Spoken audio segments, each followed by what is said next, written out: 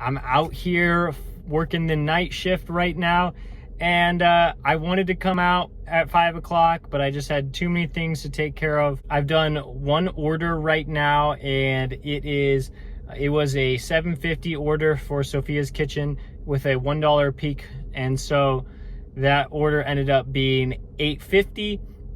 So pretty good start, but I have been sitting in my car for a really, really long time, and now just like declining orders. I declined like 10 Uber Eats orders and like probably 20 or more Doordash orders. So I'm hoping for something good tonight. I'm looking for something good, and you know, let's just see what happens. So I took this order for Chick-fil-A. It was like over $12 and under 5 miles. I took this one because the payout was high, but the Chick-fil-A took way too long.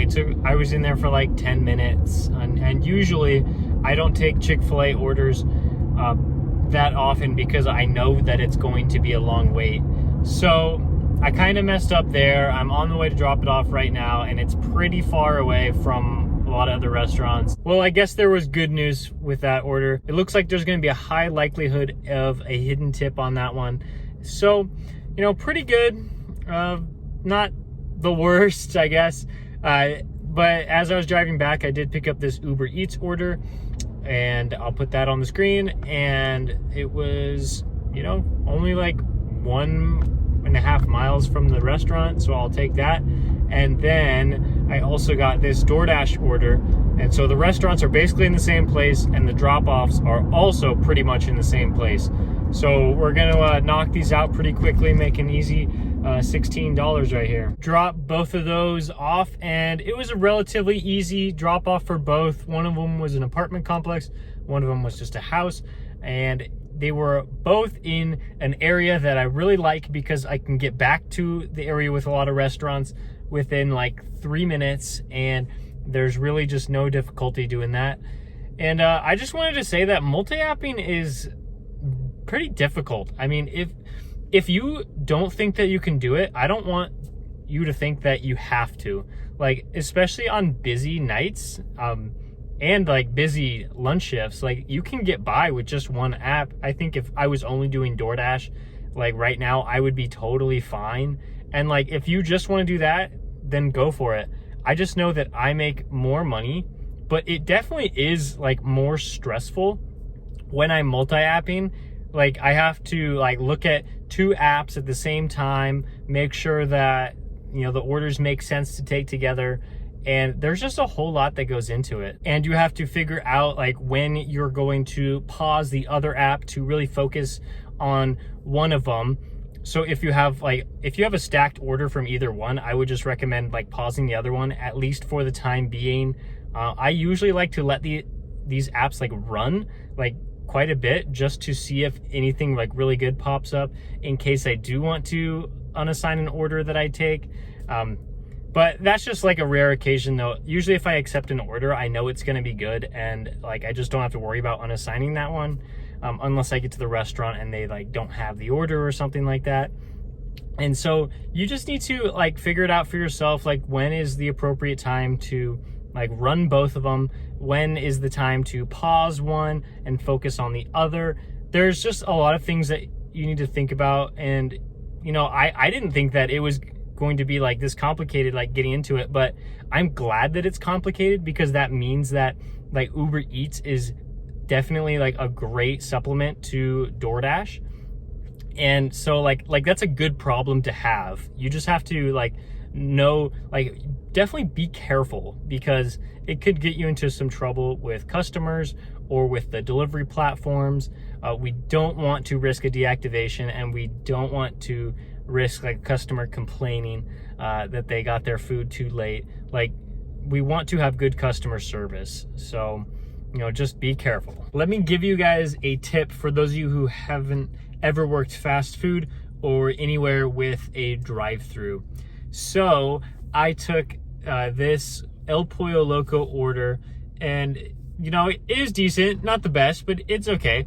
And then I also got an add-on order for also El Pollo Loco, and this one Also not the best, but it's still pretty decent. And so I'm thinking, okay, so I knock these two out and I get, you know, right around $20, maybe a little bit less if there's no hidden tip. But I was thinking, hey, like it's decent. You know, it'll take me like a little over 30 minutes. So I get to the restaurant, and the restaurant has a note that says, please don't use the drive-thru. Just go in and pick the item up from the counter. And so I'm like, okay, actually, usually I do go through the drive-thru and it's pretty fast, but I did think that, you know, I should at least experiment and try to go into the restaurant to see if that's any faster, because I did see that there were like 2 cars in the drive-thru. So, you know, I'm just trying to get these done as fast as possible. And so I go inside, turn my car off, and then I say I have 2 orders for this name and this name. And they said, okay, like, yeah, we'll get that right out. And of course they didn't. And like, this is kind of what I was fearing, but at least I wanted to experiment one time to see if it was good. So here's the tip. Use the drive-thru. Always use the drive-thru. If you have a restaurant that has a drive-thru, use it, because the workers inside prioritize drive-thru, and they don't care about the customers that are in the store. And like, it's not that they don't want to care about the customers in the store, it's just that the drive-thru is so demanding to get the orders out as fast as possible, because like, you have people that are sitting in their car with their cars on. They expect it to be a very quick process, and the people that are in the store, they've already committed. They're not really going to go anywhere. They have already gone inside, like turned their car off, got inside, and just are focused on getting the order that they either ordered online or what they said at the counter when they were ordering their food. And so they're already dedicated. If the drive-thru line takes long, you know, I'm sure many of you notice that, like, if the drive-thru line takes a long time, you get frustrated so much faster than if, you know, you have a slow experience at the counter. And so because of this, the restaurant workers, they care way more about getting the drive-thru orders out so quickly. So just go through the drive-thru. It'll save you so much time. Yeah, your car's gonna be on, so you might be burning a little bit of gas, but just do it. So it's a little bit later in the night, as you can tell. I've had a pretty good shift so far. I've had $26 from Uber Eats and like $39 from Doordash. So Doordash coming in very nice for me. So that makes $65 today in just this little like 2-hour shift. And you know, that's pretty good. I'll take that for sure. Thank you guys so much for watching. I really appreciate it. If you enjoyed this video, give me a like and subscribe. And I've got some good videos coming your way, so stay tuned for that, and I'll see you next time.